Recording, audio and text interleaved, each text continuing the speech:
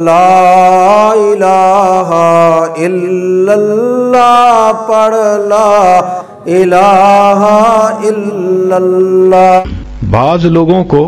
رزق کی تنگی کے بڑے شکوے ہوتے ہیں اور ان کے دل پہ فاقے کا خوف رہتا ہے، ڈر رہتا ہے، اور فاقے سے بچنے کے لیے وہ سارا دن کاروبار کے پیچھے بھاگتے دوڑتے بھی رہتے ہیں۔ سنیے، ابو نعیم کی روایت ہے، ابن ابی شیبہ نے بھی اس کو لکھا کہ نبی علیہ الصلوۃ والسلام نے ارشاد فرمایا، جو شخص اس دعا کو پڑھے گا اللہ اس سے 70 مصیبتیں دور کریں گے